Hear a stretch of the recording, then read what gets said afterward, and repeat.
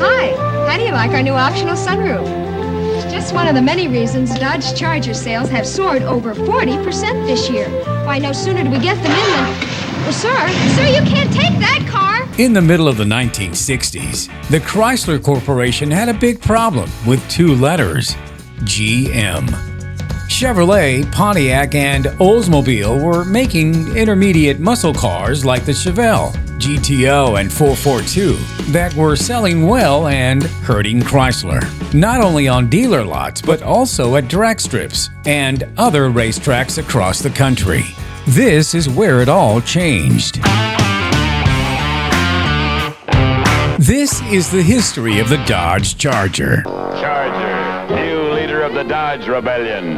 Muscle enough to catch anything on the road. The first Dodge Charger came out in 1966. It took its name and style from two concept cars that came before it. The first Chargers were built on the same platform as the Dodge Coronet. They had a fastback roof and 4 bucket seats, with the full-length console in the middle. A handful of V8s could be found under the Charger's hood.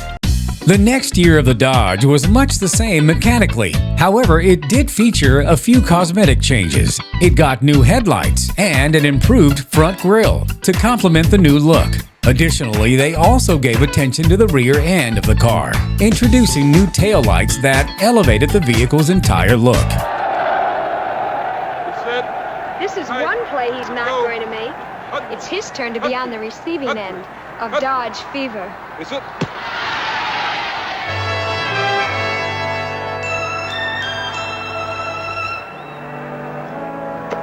See? The bigger they are, the harder they fall. 1968 marks the release of the second generation of the Charger. As a standard option, you'd get the 440 Magnum V8 engine. However, much rarer was the 426 HEMI V8 powered Charger RTs. Further inclusion in the RT performance package were the signature Bumblebee racing lines. The 1968 Dodge Charger RT was capable of a top speed of 132 miles per hour. 1968 through 1970 is a time frame everyone thinks about when they imagine a Charger. Think Steve McQueen's Nemesis and Bullitt, and of course the orange General Lee from the Dukes of Hazzard. The Charger was a popular car on American roads and racetracks. It was partly made in a wind tunnel and had Coke bottle curves, a vinyl-covered fastback roofline, and a menacing grille with hidden lights.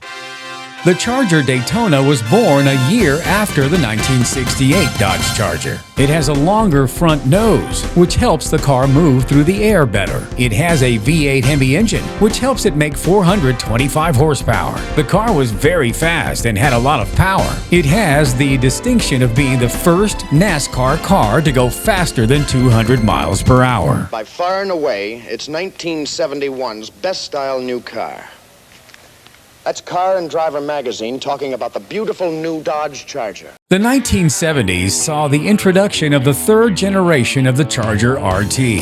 Underneath the hood of these, you would find a Magnum 440 or a much rarer HEMI 426 V8 engine. Both engines were capable of producing massive horsepower and reaching a top speed of 143 miles per hour. The RT Racing package now featured an imposing blacked outlook with a lowered hood. But the only way to show off Charger's great new torsion quiet ride and Dodge's unibody construction that gives you the overall body strength is to let people drive it. And that's just what I'm going to do. Dodge continued its third generation with the RT formula for 1973. However, it did feature a few new additions. Insurance premiums for performance vehicles went through the roof, so Dodge had to include several safety features to appease the high prices. The front bumper, in particular, featured a 5-inch rubber guard.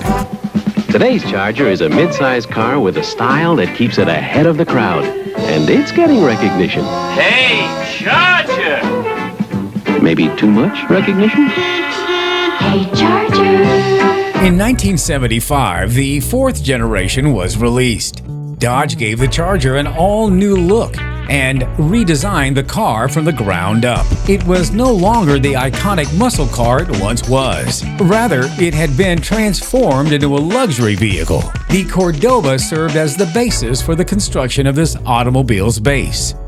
The fourth generation continued with the 1978 Charger SE that was available with a 318 V8 torque flight engine that would produce 140 horsepower. A 0 to 60 miles per hour in these hunkering Chargers would take an ugly 13.9 seconds. The muscle car pedigree of the car was well and truly gone by now. If you want a machine that really moves you, the 81 Mustang Cobra, Datsun 280ZX, Porsche 924, and Pontiac Trans Am are the ones to beat. And here's a machine that does. Dodge Charger 2.2 beats those others. 1981.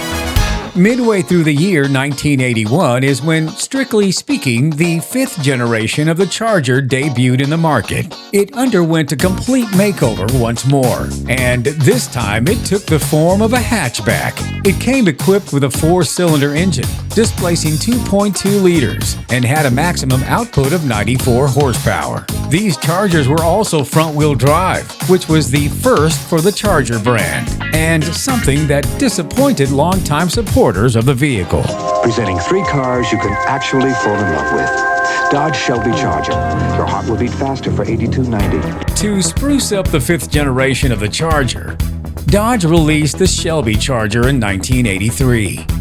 It featured a new camshaft and exhaust system that increases the horsepower to 107 horsepower. The Shelby Charger would go on to achieve a top speed of 117 miles per hour. It also featured vented front disc brakes and was rather fun in the corners.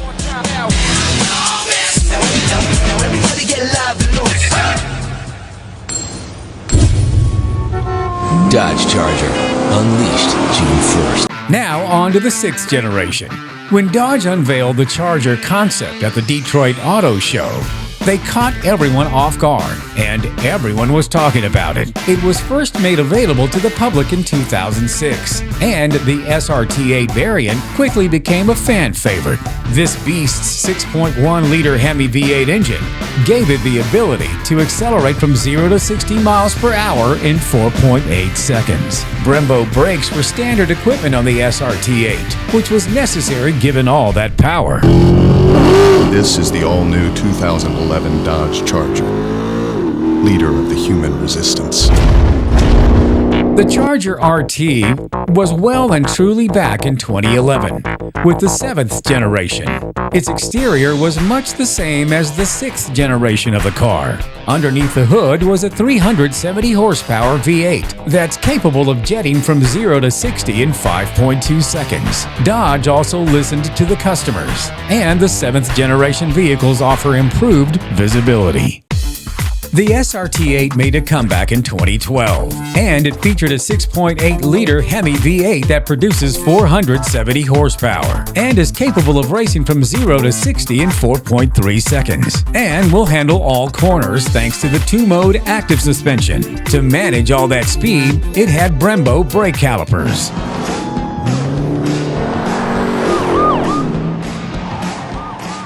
"100 years later, their spirit lives on." In 2015, the seventh generation of the vehicle came out with a facelift and fancy new 8-speed automatic transmission. Underneath the hood is a 5.7-liter HEMI V8, capable of producing 370 horsepower, and can reach a top speed of 145 miles per hour. By this time, the muscle car pedigree of the Charger is well and truly back. For 2019, the modern Dodge Charger SRT Hellcat sits on top of the sedan industry. It's the fastest production sedan and most powerful. Powering this monster of a car is a 6.2-liter supercharged HEMI V8 engine that produces 707 horsepower. It will allow the vehicle to jet from 0 to 60 in 3.6 seconds. It's capable of reaching a top speed of 204 miles per hour. By the way, the 2023 Dodge Charger will be the curtain call for the nameplate. Dodge will be focusing its efforts on the electric vehicle market, with the Dodge Charger successor being just one of the results. Well, there you have it, the history of the Dodge Charger. Did you own one back in the day when you had hair? Maybe you still do. Do you have a current version of the Dodge Charger? We'd like to know. Leave a comment below. If you like this video, give us a thumbs up, subscribe, and hit that bell for future video notifications. This is Danny B of the Boca Brothers. Thank you so much for watching. We'll catch you on the next one.